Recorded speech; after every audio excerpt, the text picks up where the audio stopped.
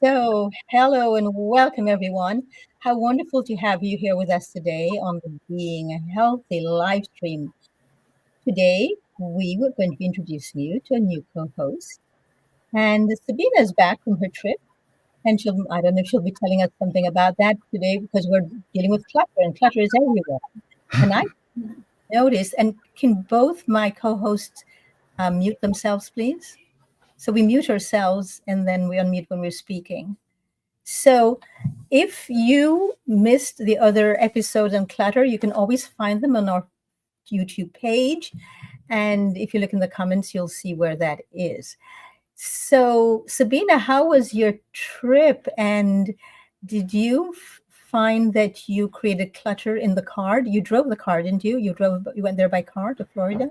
Yes, I went there by car. And interesting you mentioned that because many years ago I did a water fast. And somehow when I'm fasting, I'm just more sensitive. And I stepped in my car and there was all that clutter, paperwork, things on the back seat. And I was like, what the hell? It doesn't feel right.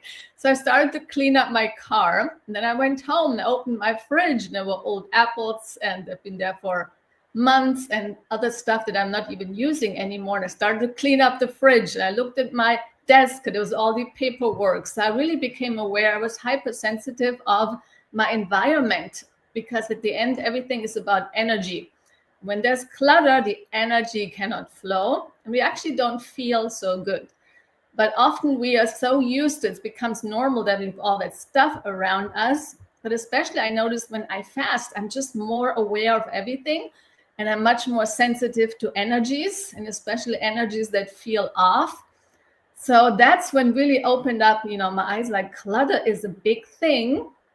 And clutter really, it's not just in the house, it actually starts in the mind. Because if we start to unclutter all that stuff, we can actually very, very aware of where there is discord in our houses or in our relationships. And I mean, it's really everywhere. I became aware there's clutter in my mailbox, like in terms of emails, there's clutter in certain relationships I was engaged in. The energy didn't flow. There was clutter all over my house. So there was clutter really everywhere. And it really started to first by uncluttering my mind and learning to really become still and emptying out all the stuff, all the things we're looping around in our mind. And we all do it. It's just most people are not aware. But once you become aware, then things change because you can suddenly recognize it. And then you become much more on top of which areas, need a little more love. So at the end, it's all energy flow. And we want to have energy flow everywhere, in the house, in the car, in the relationship. So always before I go on a trip, I make sure that the energy flows nicely in my car. I always bless my car, give it extra love. And my car is actually called Lulu, which is and also the pearl, because actually it means in Arabic, I think it means pearl. My car is white and it's Lulu. So I really started to take really good care of Lulu, making sure there's no clutter in her. So everything goes flow. And I never had an issue. I went on many road trips. I never had a problem. There was never an accident, never anything, because I made sure there's no clutter. So everything flows in the journey. That's so interesting that you were speaking about clutter in the car, because I know you were going to be living in the car for a while until you got to your destination. And I only just discovered recently that a lot of people have clutter in their cars, and I had no idea. And I have no idea why I was so surprised either. So then I discovered that most people, when they take out the clutter from the home, they just put it in their car. They just transfer it to their car. So these are recent discoveries which I'm making. And we also have a recent discovery for you today, and that's our new co-host, Pete. So Pete, please unmute yourself and come on in. Hi. And turn your phone off too, please. Thanks. Yes, that's off now. Thank you. Thank you. Okay, so Pete, welcome aboard to Being Healthy, and please let us know exactly who is Herb. Well, my name is Herb. and I'm from the UK. And as I mentioned to Dorit at the start of this introduction, it is past my bedtime, and please be aware and forgive me if I'm not very coherent in how I express myself. I've a big advocate in healthy living.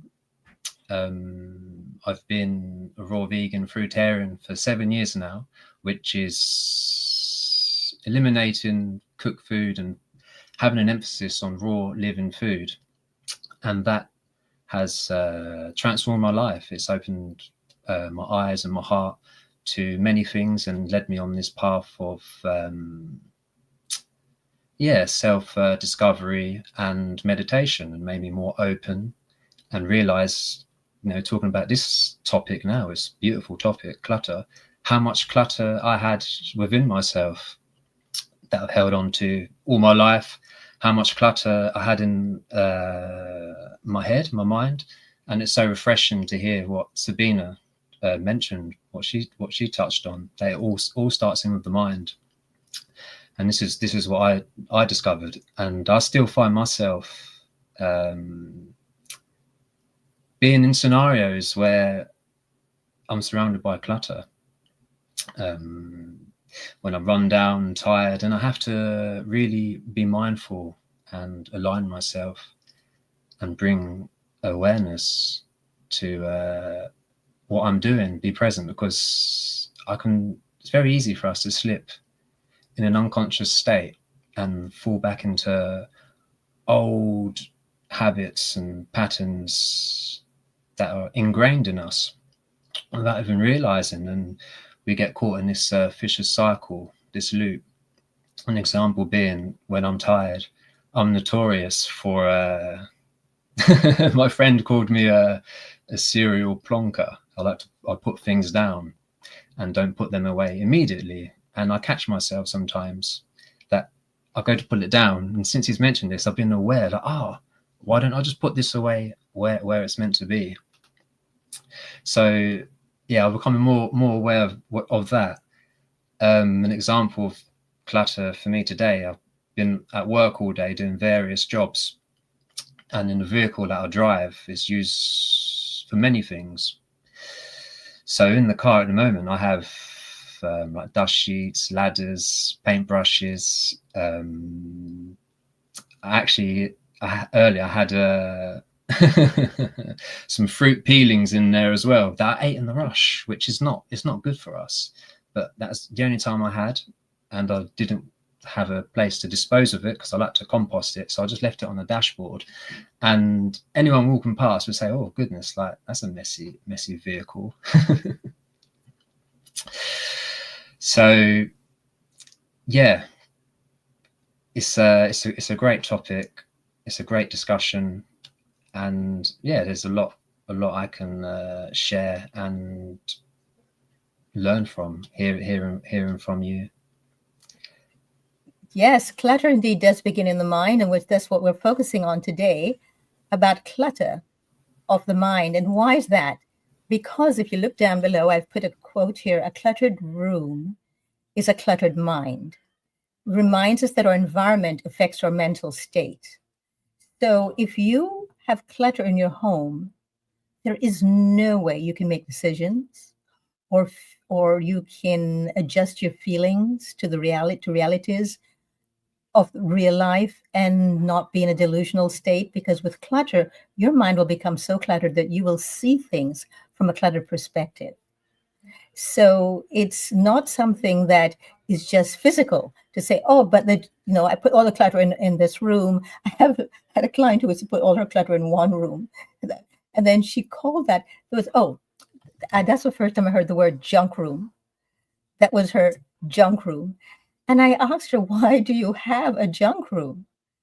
And I have been very, very fascinated by that, because I found, much to my amazement, that a lot of people have a junk room where they put things where they don't want to see them, but they still exist. And it does affect your mind. So things we don't see that are present in our lives that we're, because you don't, when you have clutter, you don't see them anymore. You just go around, thinking it's normal until you leave and you go away, or you fast, or you go to a meditation retreat and you come back and you realize, oh, this clutter, which is why next week we're going to be looking at some Japanese principles, and one of which, of course, is minimalism.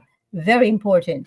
So a cluttered room actually is simply demonstrative of a cluttered mind. It's just showing you what your mind is like. And it's a gift to recognize it, because then you realize, oh, there's too much going on within me. I need to start decluttering my mind because it's now spilling out on the outside of me. That's why the place is so cluttered.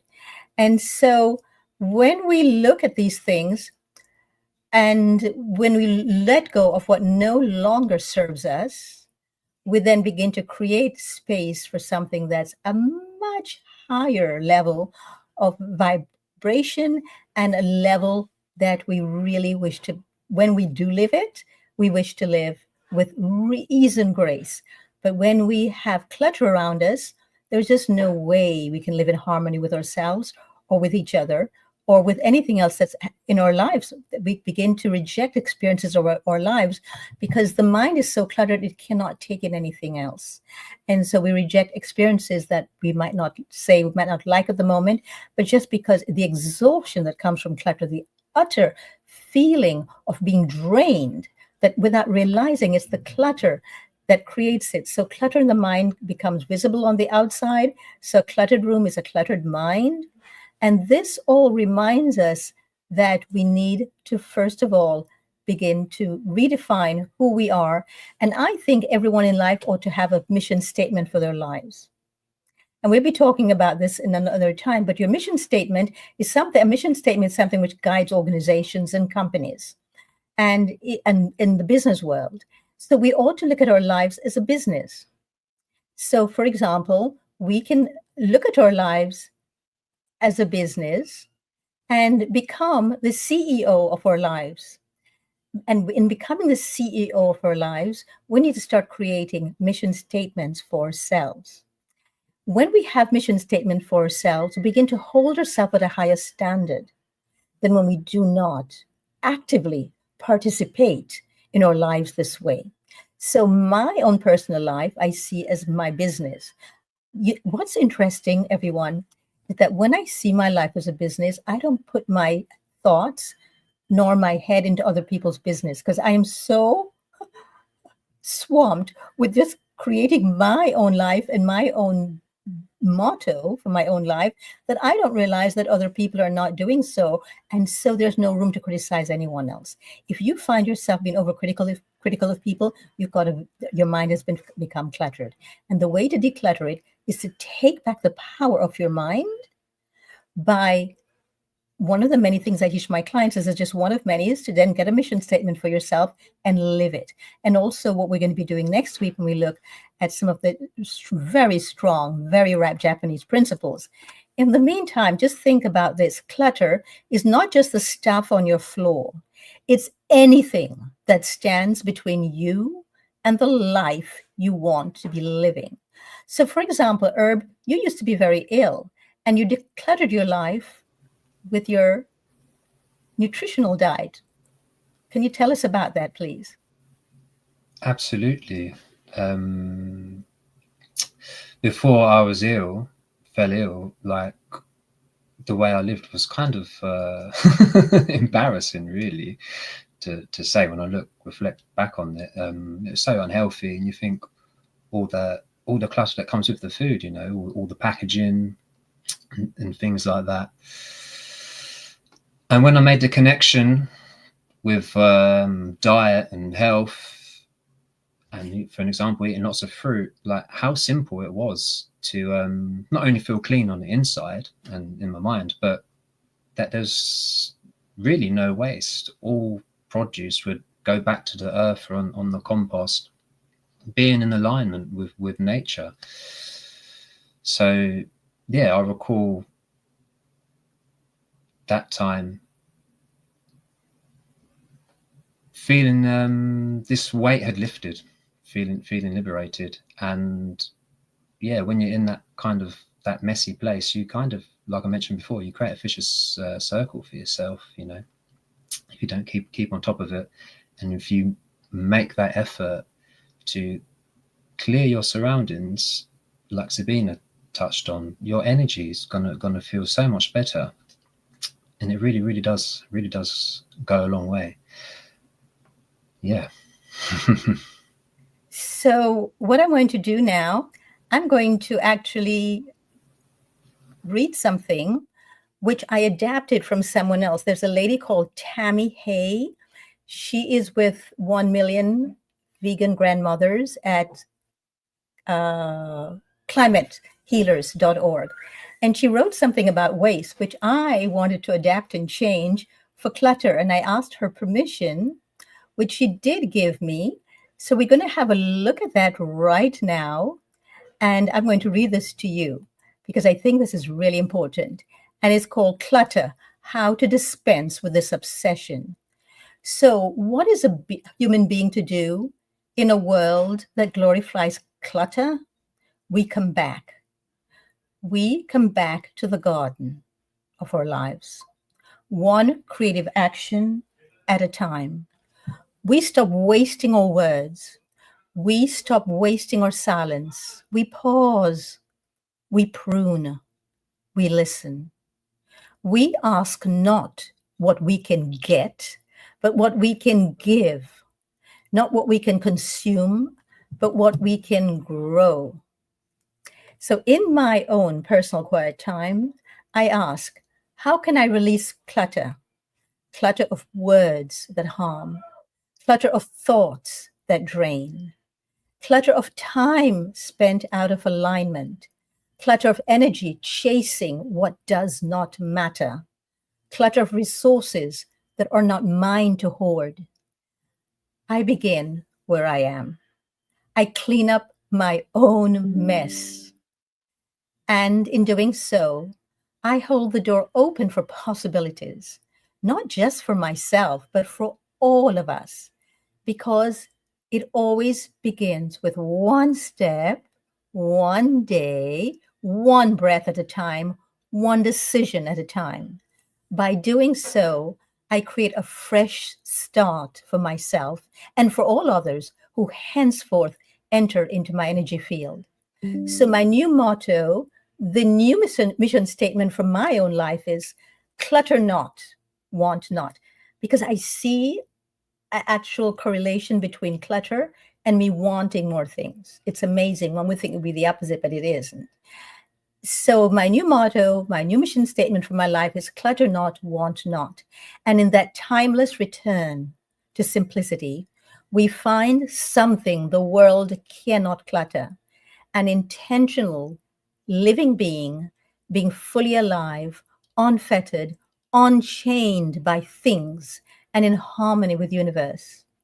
And many thanks to Tammy Hay of writing the original one on waste, which I've changed to reflect my own self and where I am in my own life, by giving us this incredible look at clutter and what clutter does to our lives. So, what would be your mission statement, Sabina? And can you follow up to what I just read if anything sticks out for you?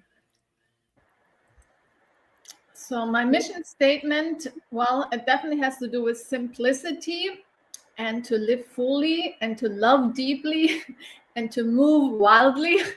Something around, I haven't fully created it, but this are definitely something I really stand for. But there's definitely a simplicity piece in it. And I totally resonate with what you just read.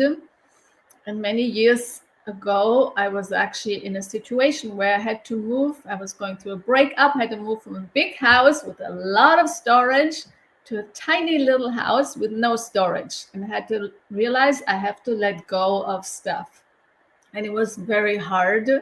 But then I realized there are things I've been carrying with me for years, clothing I probably never wear again. Tons of books, and books like could fill a whole library, they're probably never going to read again. And along many other stuff. So I had to go through a really hard process of decluttering and letting go. giving things to Salvation Army and donations. And actually, what happened, I felt a whole new level of freedom. I felt this opening, something just opened. And then going back into a place that was very simple with little space, not having much stuff in there, just keeping it really minimal, I actually felt really good. And then along the way, I kept moving, but every time I moved, I decided to let go of things. And then really look, is that still representing me? Because we all go through changes. We constantly shift, we evolve, and sometimes we carry things at some point that was in alignment, but no longer is. So I always reevaluate every time I move. Is this still in alignment with who I am at this moment in time? And if not, it's time to say goodbye and pass it on to someone else who maybe is more in alignment with it. So I believe in just giving things away and donating things and emptying out. And I know my next space where I'm moving is probably Mexico, and I cannot, I'm going to go with like 3 suitcases. That's it. So already now knowing that, I got rid of, I only have very simple furniture in my house, just the most necessary. And I emptied my closet, really only the pieces that I really love and that are really truly me. So I already went through this process of simplifying everything. And I tell you, it feels really good because we don't need so many things. And as you so beautifully said, Dorit, the more clutter we have, the more need we have to fill more and get more stuff. And I know people, they actually, you go to their house and it's like overwhelming. You walk in, there's so much stuff. And they constantly go to flea markets and get new stuff. They go shopping, buy new things, more stuff to hang on the walls, more things to put in there on their shelves, constantly more and more stuff. And all the people I know, they're doing it. Their mind is, have this cluttered mind. They're constantly agitated and distracted and emotionally really unstable. And it's a total reflection. How we live our life, how we decorate our home reflects who we truly are within. And actually, the more simple and the more empty we can be, and the less attached to stuff. Because at the end, we can't take anything with us. At some point, we all have to go. We have to leave things behind. But if there's all that attachment to stuff and to people and situations, there's a lot of, call it like it's a tie to things and to people. But the more we let go of these attachments and learn to detach and not needing really anything, I think the more free we are. That is true freedom, not having attachment to anything and being okay with nothing or little and still being happy. Yes, and one of the things that I think is really important about what you said too is that you are leaving, and so you're going to be moving to Mexico, and you already started decluttering. I think that's really commendable that you already started, because most people, one of the worst experiences of our lives is moving. And I think it's because of all the clutter that we've accumulated that suddenly they're in our face. And like, what do we do with it? So I always pretend that I'm about to move. And I say, so would I really want, and I also think, what if I had there was an earthquake and I would die tonight? Do I really need people to come and clean up all this clutter? Or do I want them to come into a place that's very organized and clean, and they know where things are? They know, okay, this goes here and this goes here. When we're giving this away, they don't have to reassemble and redo it all themselves and organize it, because it's all organized. And it's interesting because you spoke about and this is really important, that's just this thing that I've noticed, is that the more clutter we have is the more things we want, and we accumulate, and we go out and do things. And I have people in my life, especially my family, who are very uncluttered. They're not into clutter at all, but open the fridge and therein lies all the clutter, or the cupboard, or the pantry. And it's something about food that creates this need of more and more, and just having more, even if they haven't had it for the longest while. And so it also extends beyond that. So I want you to look at this for a moment and see if this reminds you of yourself at any point in your life or someone Got a else. purpose or a potential purpose, but either way, it's got a home. I don't know if those batteries work. There's a twist tie in there. I've saved it for this exact moment. I think we've got enough wrenches in here. We may have a few extra candles from Timmy's birthday. Old bills, I'll hang on to them. See if you can make something work with these. There should be a random rubber band in there. The super glue is hard as a rock. This is all important stuff. Deposit receipt from 2009. I know exactly what all these go to. Gotta have a couple paper clips just in case. Toss me a number 2 pencil from in there. You know where the tape is. Another cord? It's got a dick. See, here's one right here. I like to keep this deck in here. I would try to get rid of some of this, but it all just kind of belongs in here. Gotta have one in here. There you go. Gosh, that's a nice card, though. Just need one of them, though. There's gotta be one in here. All right, I got a 100-pack. We should be fine for a while. Hold on, is that the Gosh! Who's John Garcia? Yeah.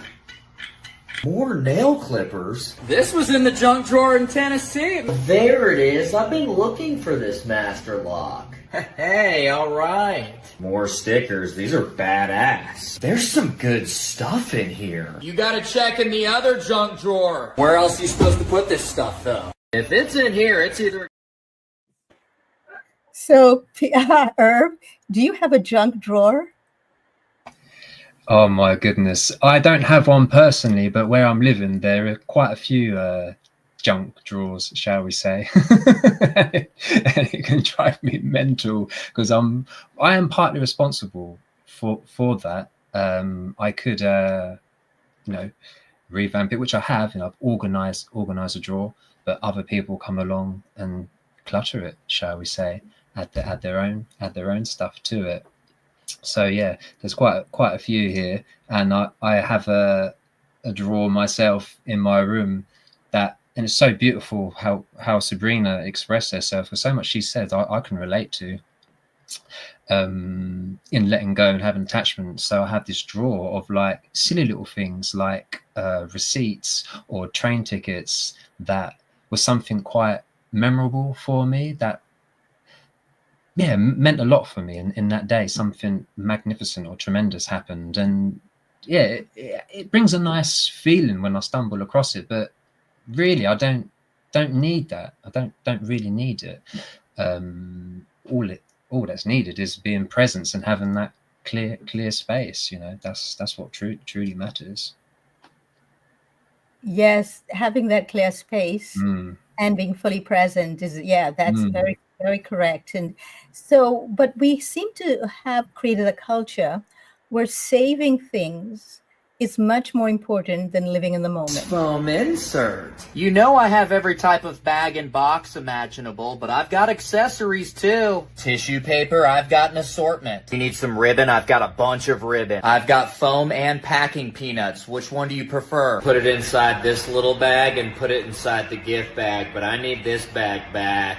Envelope, bubble wrap, and packing tape? Of course I've got it. I've got it all. Wrapping paper's in this tub. That's why I brought it out for you. That one is more assorted ribbon. This is good paper. Who knows? Thinking we hang on to all of them. Don't forget to give me that back. That's my favorite bow. This is why I've saved all that newspaper. I just gave you the tape. Here, I've got an extra. This is nice ribbon. Shove some of this in there. Gosh! That was a custom acrylic mold. I'm not gonna give you all my good stuff. I'll never see it again. Hey, what kind of scissors do you need?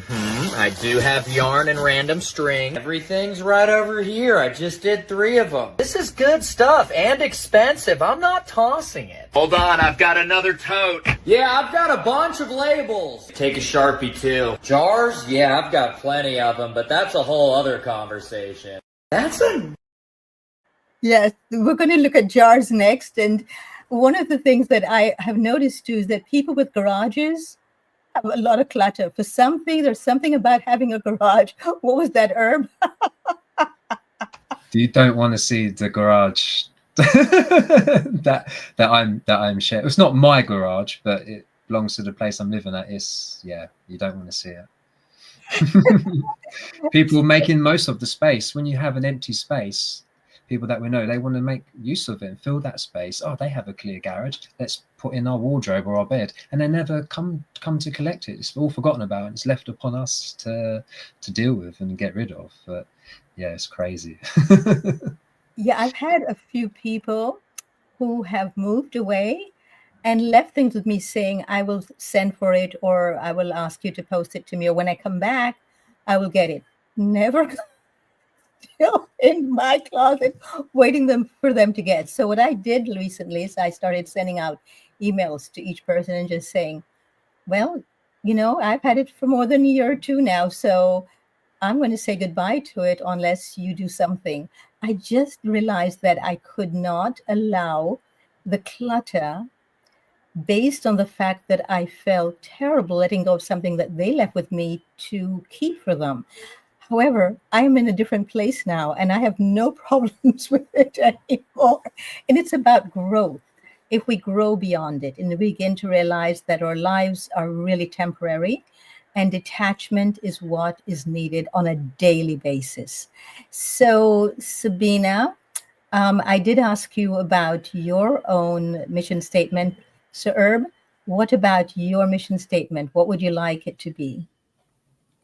Well, I'm blown away in a sense by what Sabina said, because everything she said was like it's like what I wanted to share. Simplicity, love, compassion, awareness. That's my mission statement. Exactly that. Yeah, it's I share the same. I don't feel that I can add much more to that, really.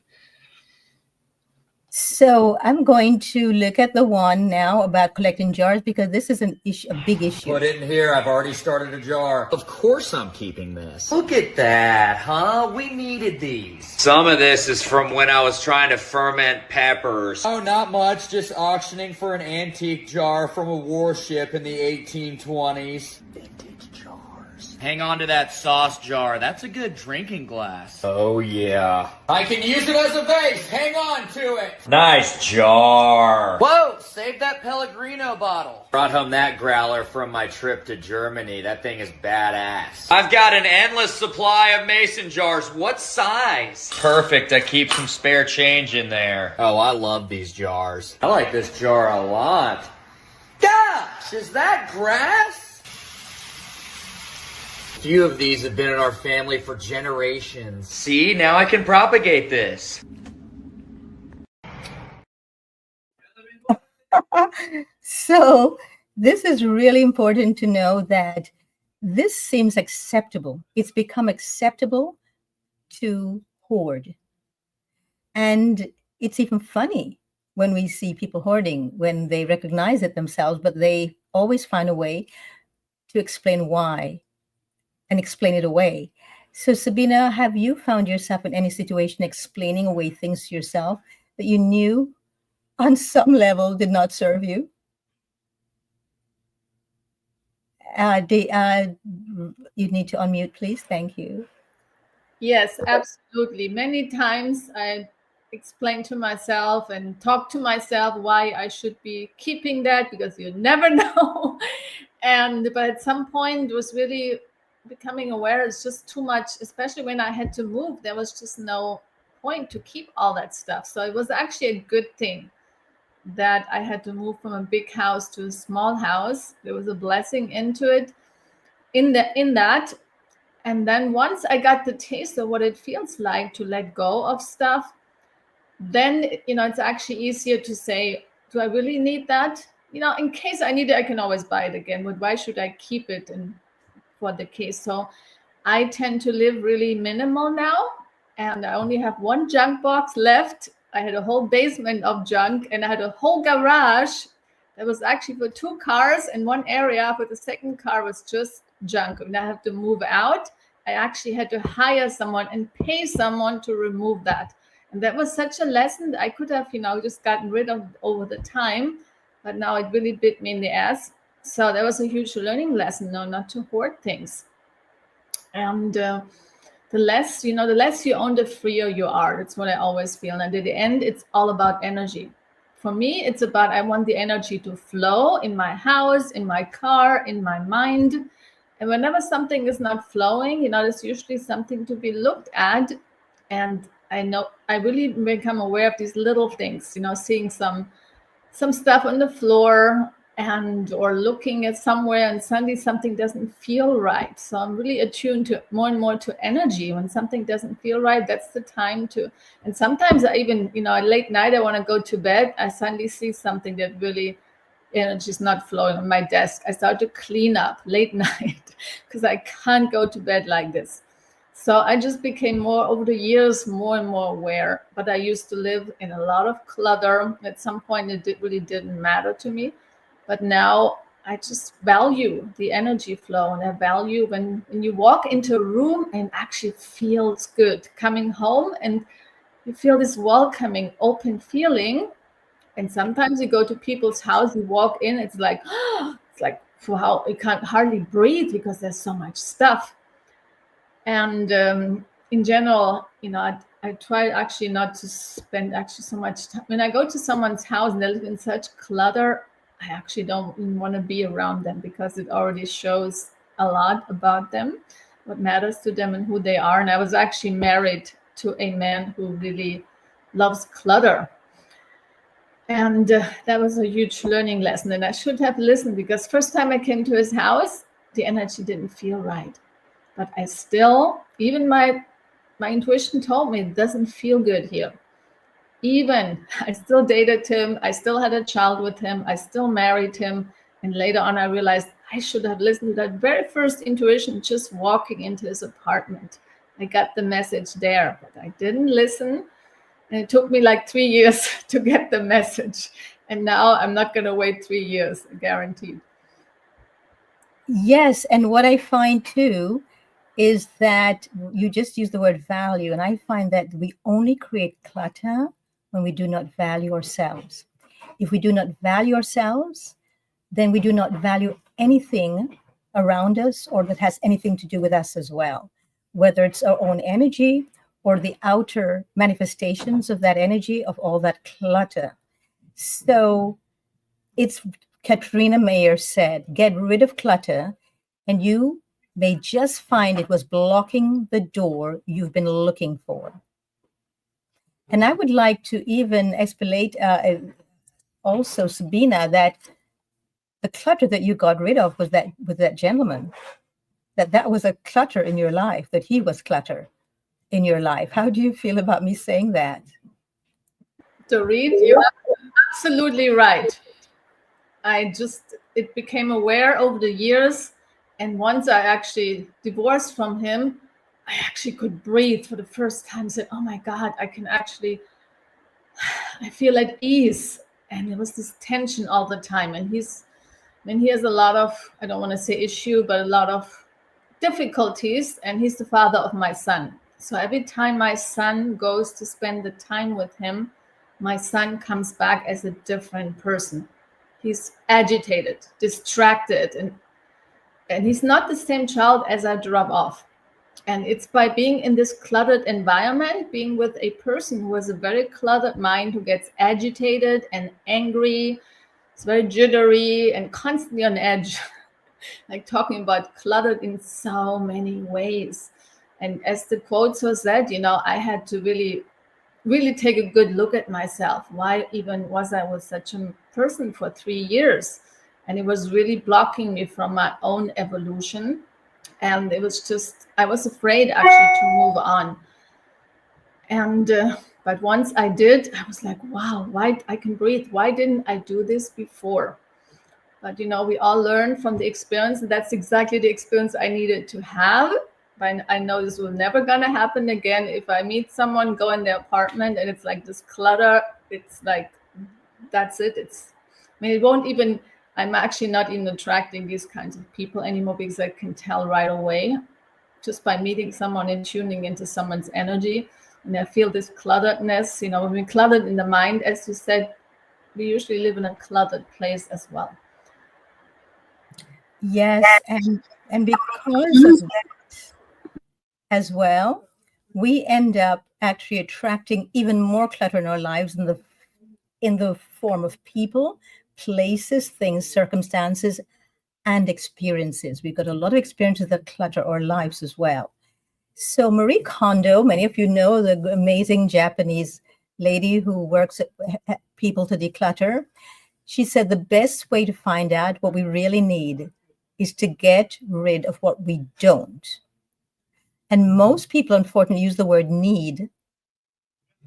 And that's why they'll say, I need it. Oh, I need this. I'm going to need it one day. I might need this again.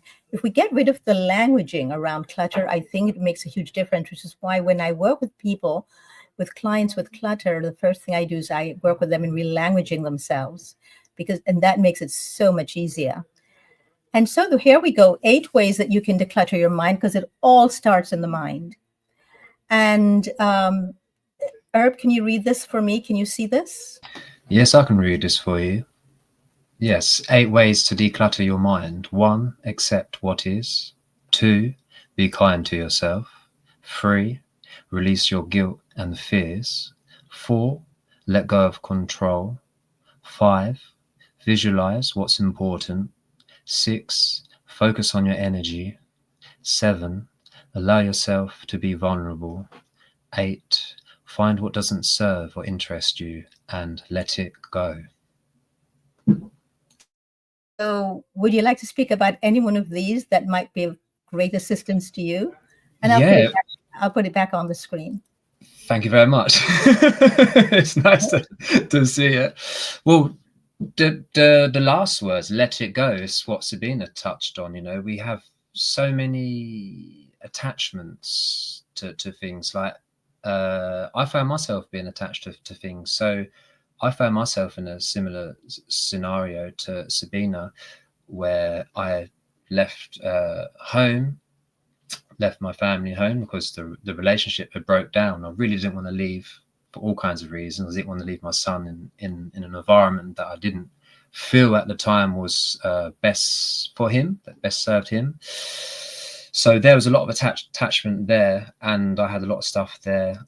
And when I moved into another place, into someone else's home, all I had was just one room, and I had my own little fridge and a small section of space to have all my fruit, which is interesting, as you touched on this earlier about people's fridges, loads of food, and this was strange for me coming to someone else's home, seeing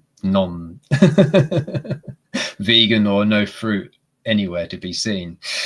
So going back to letting go, yeah, I had to let go a lot of things. I did bring my bike with me. I couldn't let go of my bike, because bike is a source of freedom for me, being outside, being in nature.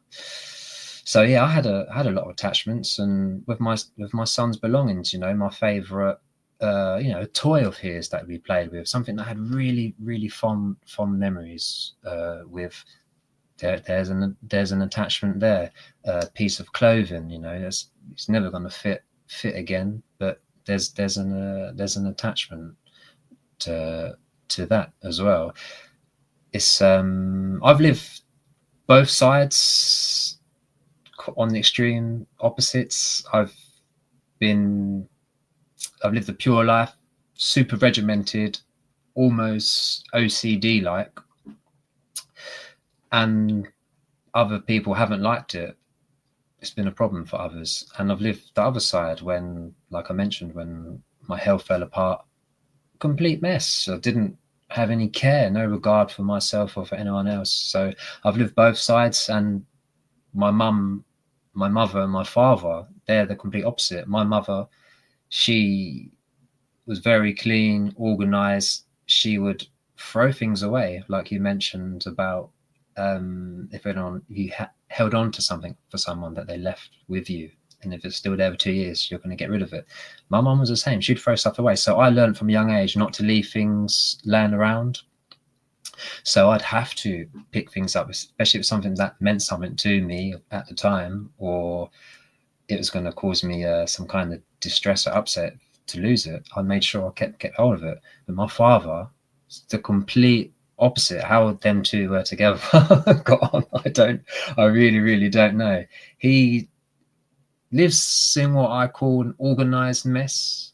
So he's very creative in what he does. And he have all these different projects going on at once. You walk into his room, and no disrespect to my father, I love him to bits, but it's like you walk into a bomb site.